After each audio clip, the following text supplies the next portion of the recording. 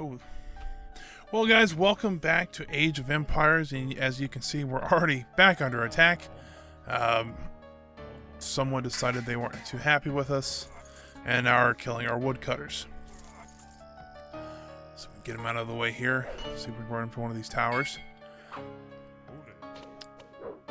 Now, if you remember from last time, our objective was to build towers on the flagged areas. And we already had, looks like, half of them up. So we run our guys back here. Look, we get them back to wood cutting. 3 there. And 2 gold miners. So we had to build sentry towers on the flagged areas here. Here. Over here. And then 4 over here. And so that is our goal for this episode. We want to try to actually get all the buildings built this episode. So I'm gonna go ahead and start building some archers here. I find, especially in this game, the archers are actually quite useful, except for against cavalry, which people tend to use. They can be charged on and wiped out kind of quick. So we got to be careful with that. But for right now, it seems like we got everything else under control. I'm going to wait for these archers to build up. Because it looks like they've got at least 3 cavalrymen over here. So I'm going to wait, and I'm going to have the whole force, just one push. We'll get them out of the way. Other than that, it seems like our town's actually going quite well.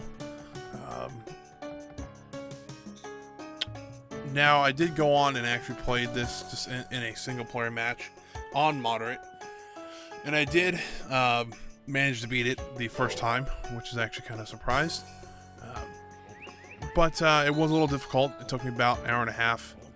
So I think on easy, we'll stay with that one for a little while at least. Until we get until we can kind of get oriented back to the game and see how hard these are really going to be. And then in some scenarios they're harder than others. This one tended to be a little more harder. Probably not the introductory game mode that they would recommend you play first. Actually, there is a whole tutorial campaign you can play with the Egyptians, so it's pretty simple to do.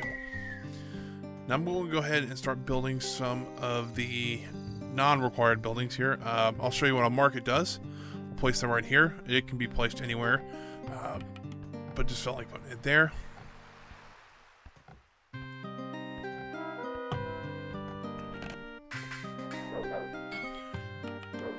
So now they started sending cavalry after us. These guys are pretty difficult to defeat, and they do provide quite a bit of damage, especially in large groups. But normally they only send about 2 or 3 at us at a time, so it's actually kind of easy. So we have our market built now, and our market really is actually. I actually forgot about this one. The trading resources actually doesn't come until Age of Empires 2. But what the market does in this one actually provides you with economic upgrades. So this one's actually probably one of the most useful in the game. It's called the Wheel. Villagers move 30% faster, and they also are required for chariots. So I'm going to go ahead and research that. So your villagers actually will move faster between places. It makes it a lot more useful, especially if they're traveling long distances, or if they have to carry lumber or stone from a large distance away. They can actually just kind of run back and forth quite quickly. So we'll go ahead and build also a government center, which is similar to the market, but they provide kind of a general. Oh, for God's sakes! They provide general upgrades for your whole town, not necessarily just. Not necessarily just. I just lost my train of thought. Not necessarily just military units.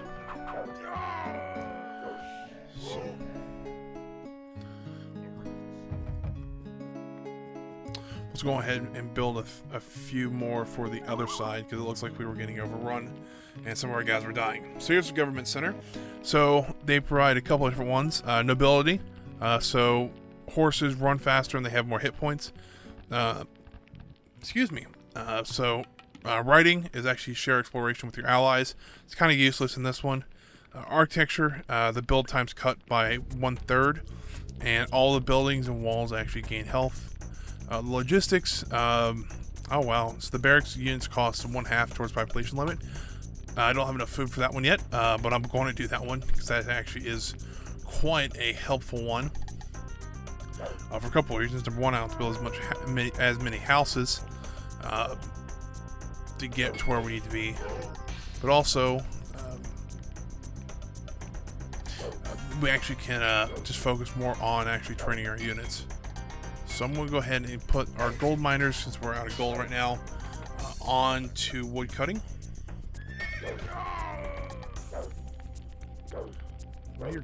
Do we have any people dying? Where in the world are they? Is it just that one guy that's causing issues? I guess so.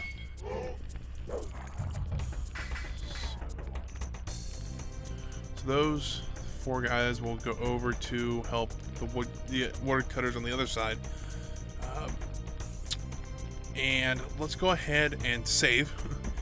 This game actually is based on saving.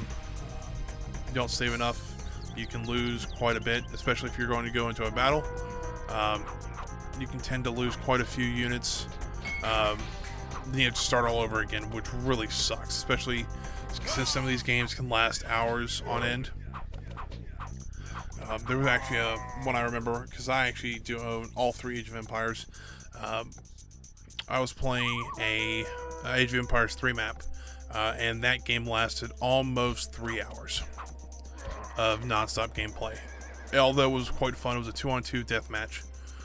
And I hope that we can get to those newer games.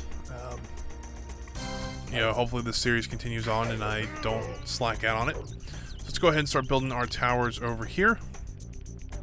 Build one right there. Now, when I played this by myself, I noticed that once you built your towers, they tend to stop actually coming after you.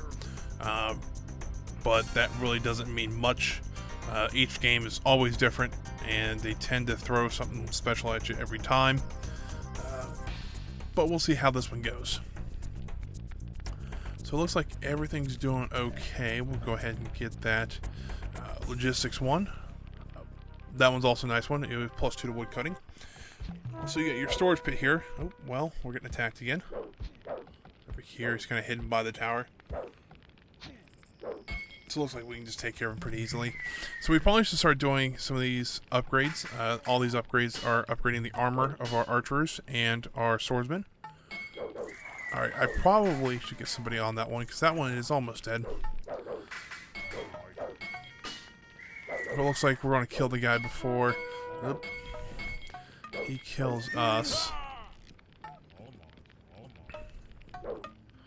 This could be bad. So we may, oh no, hold on. If we can kite him around. Keep it up. Now this is kind of funny. The enemies will try to continue to attack, even though your people are repairing the tower. They'll continue to attack the tower, not the people. It's kind of an issue that's kind of happened in this game. And later on, those are kind of fixed. They'll actually start attacking more of the villagers, so they'll stop actually repairing the buildings, so they can take it down easier. This game had one of the more interesting sound effects in this game. So now we need to make our guys run. They actually run quite quickly now. Not as fast as a horse sometimes, but they can still keep up with them and try to get away from any danger.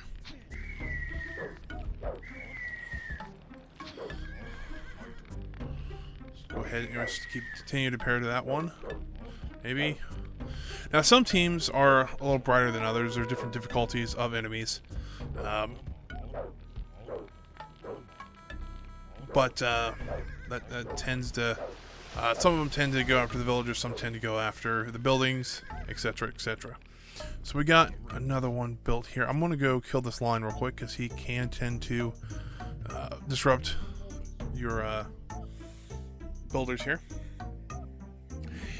And also, when I found out when I was playing my single player one that all we have to do is build the 4 towers. There's no other thing we have to do. Some games they'll go like, "Oh, you build your 4 towers. Now you got to take out this building." This one is just strictly build your towers and you're done. So I'm going to try to kamikaze run through it and see if I can get these towers built. Now we'll have to go mine some more stone, which I have some up here I can use. So I'm going to go ahead and actually station my archers up there, make sure nobody is attacking there. So as I mentioned in the last video, the farms do run out of food eventually. And so what they'll tend to do is actually go to another farm until that one's exhausted. Then they'll move along until all farms are gone. But it's very simple. You just gotta build a new farm. Once it's built, they'll continue to gather food from it. Just a little villager roaming around there. Now, if you guys have any suggestions on what I can do differently, please write a comment, say something. I don't mind feedback, especially since I'm not new to this game, but I am new to people or to recording our games and having people watch them. So just leave a comment below and say, hey, you're doing this wrong, and I will probably agree with you for the most part. But there may be some things that I do that you may not do, and that it's maybe a personal thing that I do it this way and you may do it a different way. So alright, so that guy's repairing that one. So they got this one built. I'm going to go ahead and have them build a storage pit up here. Storage pit over there. And the reason is there's no other location that's closer to the stone pit than to there. Kind of stinks, but that's what we can do. Get him farming.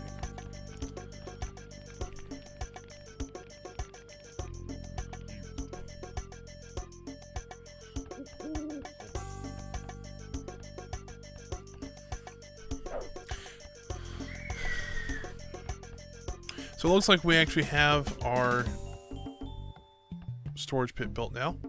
I just heard it being built, so we'll go ahead and get them mining again. Now, when I played this the first time, I actually did not see any towns being built. I either assume that they are spawn areas that they actually spawn in and they come to attack your town, or there actually is a city that I just didn't see, maybe didn't notice it, whatever it is. Take a drink of water here. That is one thing I did do a little differently this time. I actually got a glass of water because I was coughing quite a bit the last episode. I think I'm doing better though. But if you notice now that people are tending to come less and less to attack the town, just because we actually do have some fortifications built.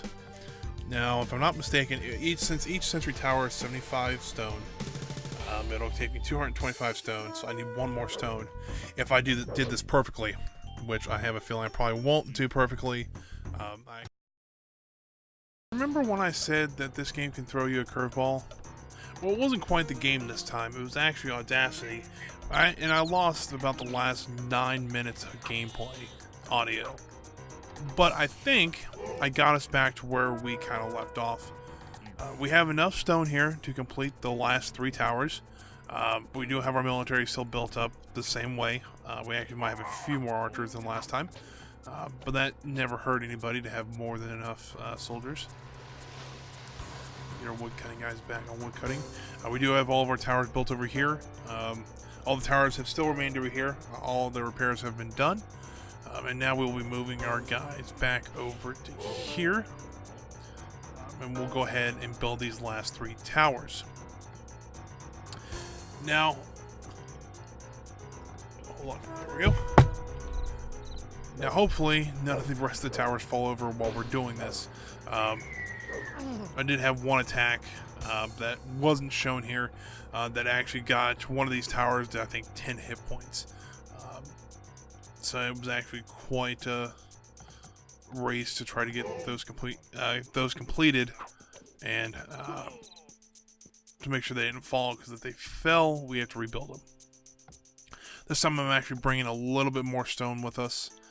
We only need 250, and I brought 350, so we can build an extra towers just in case. And we actually might get this done a little bit faster than last time. So let's go ahead. Let's get our guys over here. I was going to build the foundation, a little wary, because that's how I lost my stone in my single-player match, is that I built the foundations too early, and I actually expended the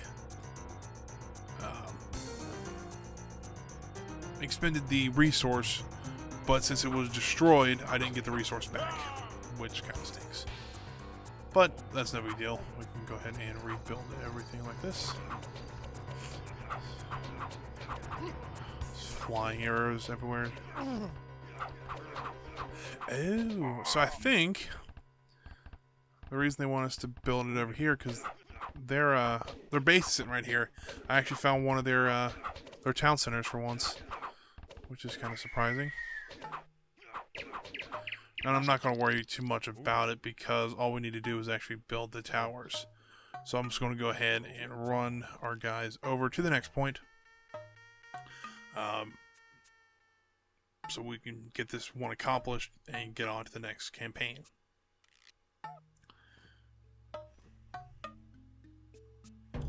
I always think it's kind of funny that once you get the wheel, that your villagers move faster than most of your military units, besides your chariots and your horses. But even then, they actually keep up quite well with them.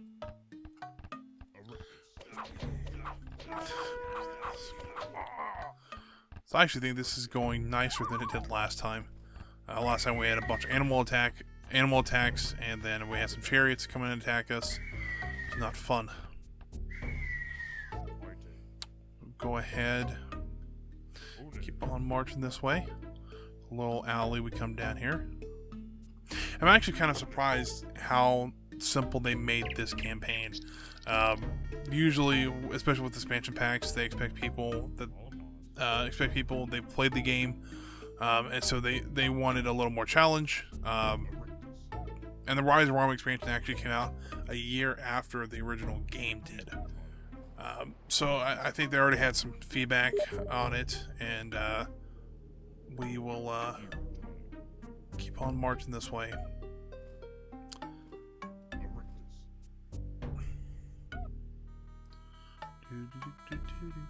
I have no, every time you move a person, they say something like that, and I have no idea what they're saying. So if anybody has any idea what they're saying, please tell me.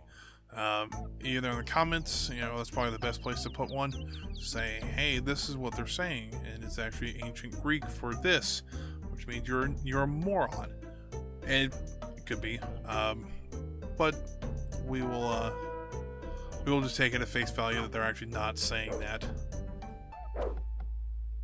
So it looks like they're still sending troops after us, even though they're already defeated. Now here is actually one of the chariots. The chariots are actually quite nice, and they're actually a special unit that only the Egyptians and I think the Gauls can actually get.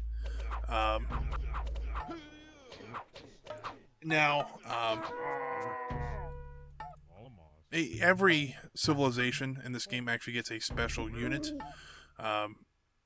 I can't remember what the Roman one is. I think it's a gladiator of some sort, like the similar to the broad swordsman, like we learned in the first video. So once this tower is complete, it'll actually give us our victory screen. So we're just waiting on this tower to be built, and then we'll be done.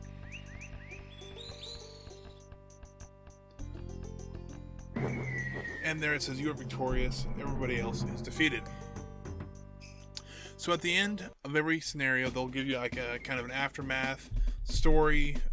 So this one's actually kind of simple. It says, under your leadership, the Republic of Rome has become a force to be reckoned with in Italy. You have brilliantly outmaneuvered our rivals to the east and south, and we no longer fear the Etruscans. The new fortifications makes Rome nearly impregnable.